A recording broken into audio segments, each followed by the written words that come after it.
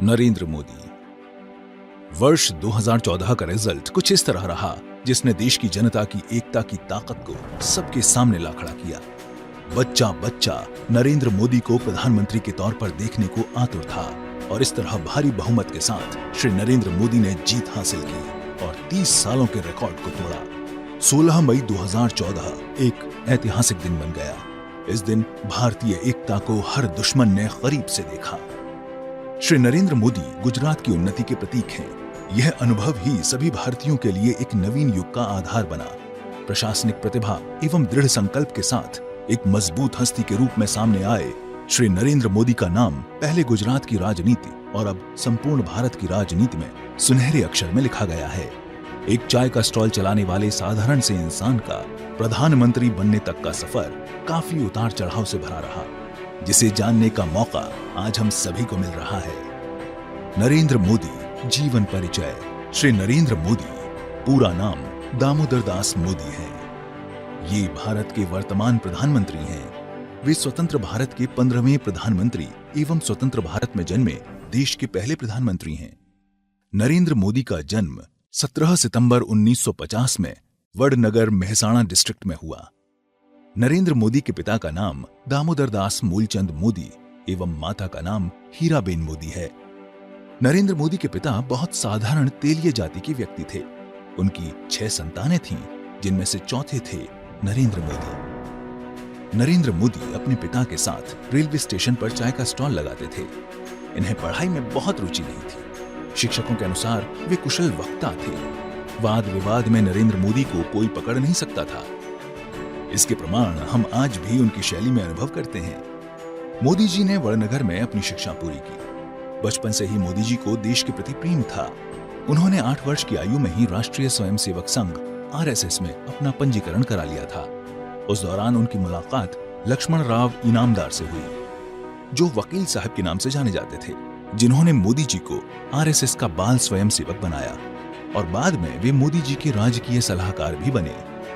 जब मोदी जी RSS में अपना प्रशिक्षण ले रहे थे, तब वे भारतीय जनसंघ के नेताओं वसंत गजेंद्र गढ़कर और नाथालाल जगधा से भी मिले, जो कि 1980 में गुजरात में BJP के सदस्य बने।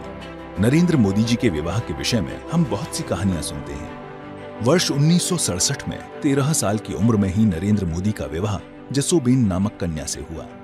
18 वर्ष की उम्र में जसोबेन का गौना कर उन्हें घर लाया गया, लेकिन छोटे नरेंद्र को विवाह में कभी रुचि नहीं थी।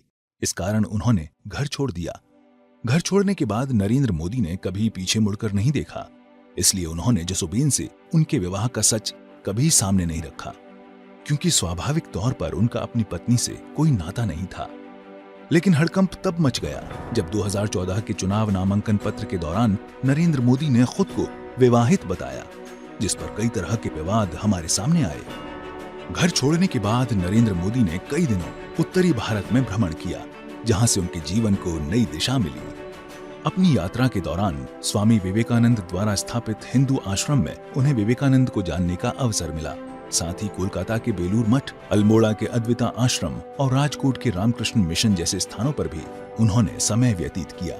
अल्मोड़ा के रामकृष्ण आश्रम में उच्च शिक्षण न होने की वजह से उन्हें निकाल दिया गया। हर जगह पर बहुत कम समय ही रुक पाते, क्योंकि उनके पास कोई महाविद्यालयीन शिक्षण नहीं था। मोदी जी ने कलकत्ता, पश्चिम बंगाल, असम और गुवाहाटी जैसे स्थानों पर अधिक समय यात्रा की। बाद में वे दिल्ली और राजस्थान होते हुए 1968-69 में वापस गुजरात आ गए। 1969-70 के आसपास अहमदाबाद छोड़ने से पहले 1-2 बार वडनगर भी गए।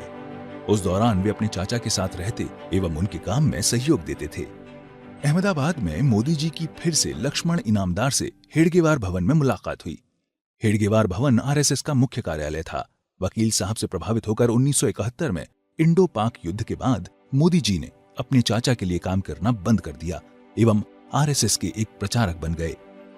1978 में मोदी जी RSS के संभाग प्रचारक बने और दिल्ली विद्यालय से राजनीति शास्त्र की डिग्री भी प्राप्त की। 5 साल बाद उन्हें राजनीति शास्त्र में गुजरात विद्यालय से मास्टर ऑफ आर्ट्स की डिग्री मिली। यहां से उनके राजनीतिक जीवन को एक नया आयाम मिला। 1970 से 77 के बीच कई दिग्गज नेताओं ने इंदिरा गांधी सरकार का विरोध किया। वर्ष 1971 में आरएसएस के प्रचारक के रूप में उनकी मुलाकात कई राष्ट्रीय नेताओं से हुई, जिनमें से एक जयप्रकाश नारायण थे, जिनके सानिध्य में नरेंद्र मोदी ने भी वर्तमान सरकार का विरोध किया। यहीं से श्री नरेंद्र मोदी के राजनीतिक जीवन की शुरुआत हुई। 1975 से 1977 में देश की राजनीतिक स्थिति खराब थी। तात्कालिक प्रधानमंत्री ने देश में आपातकाल घोषित कर दिया था। आरएसएस जैसे संगठनों को बंद करने का आदेश दिया गया था।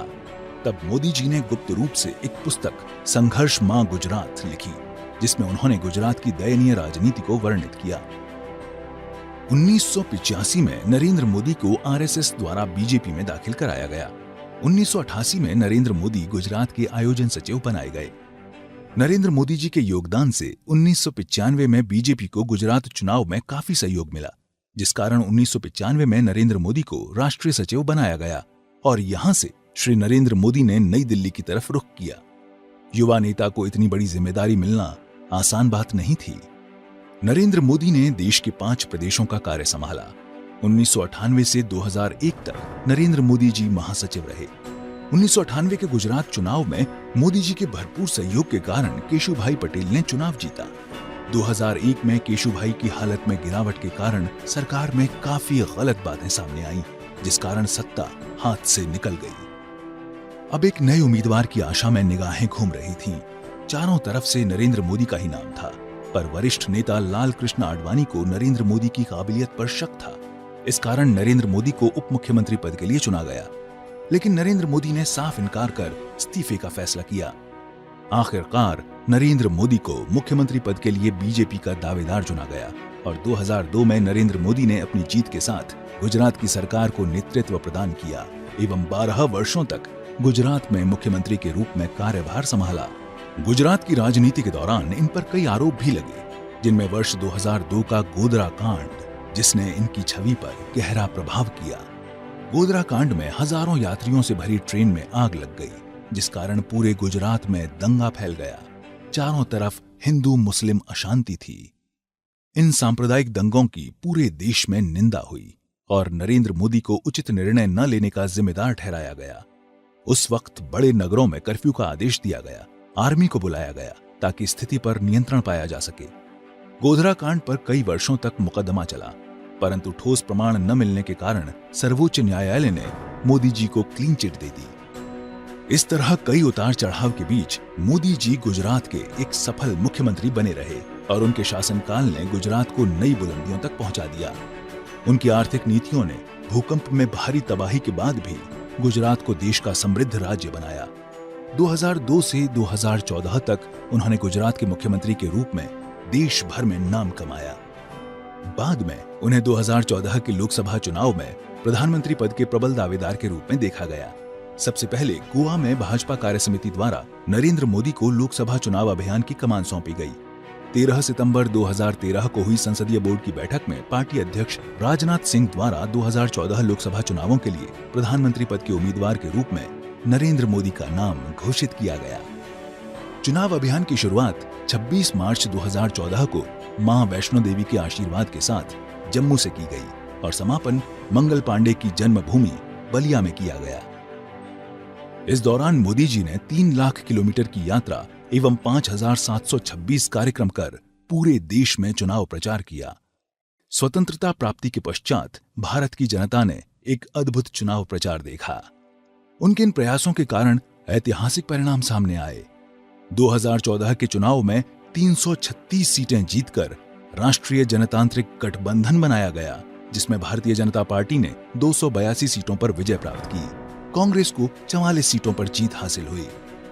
ये एक ऐतिहासिक परिणाम था, जिसमें विपक्ष को गठबंधन करना पड़ा, क्योंकि किसी भी एक दल ने कुल लोकसभा सीटों के 10% का आंकड़ा ही नहीं छुआ था। प्रधानमंत्री बनने के बाद नरेंद्र मोदी ने अपने अंदाज में ऐतिहासिक शपथ समारोह का आयोजन किया। ये आयोजन 26 मई 2014 को राष्ट्रपति भवन के प्रांगण में आयोजित किया गया, जिसमें देश के राजनीतिक पदाधिकारियों के साथ देश के अन्य माननीय लोगों एवं सार्क देशों को आमंत्रित किया गया। यहां से प्रधानमंत्री नरेंद्र मोदी ने देश की सेवा का कार्यभार संभाला। उन्होंने देश के हित में कई फैसले लिए, जिनमें देश की आर्थिक दशा को सुधारने के लिए विशेष कदम उठाना, जिनमें मुद्रा योजना, स्टार्टअप इंडिया जैसी योजनाओं को घोषित किया गया। देश में नारियों की स्थिति मजबूत करने के लिए देशव्यापी योजनाएं शुरू की गईं, जिनमें बेटी बचाओ, बेटी पढ़ाओ, सुकन्या समृद्धि को शामिल किया गया। कई विशेष कार्य किए गए, जिनमें भ्रष्टाचार से संबंधित विशेष जांच दल SIT की स्थापना की गई। अर्थव्यवस्था को मजबूत करने के लिए प्रधानमंत्री जनधन योजना को शुरू किया गया, जिसके तहत करोड़ों की तादाद में बैंक खाते खोले गए। रक्षा उत्पादन क्षेत्र में विदेशी निवेश की अनुमति दी गई।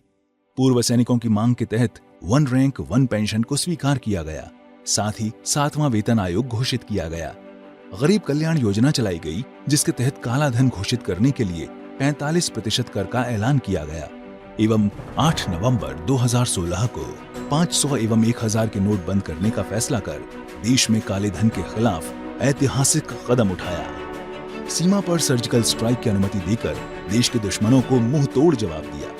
अब तक प्रधानमंत्री के तौर पर श्री नरेंद्र मोदी जी ने अपने 3 वर्ष पूरे किए हैं और इन 3 वर्षों में उन्होंने देश के हर क्षेत्र में सराहनीय कार्य किए हैं।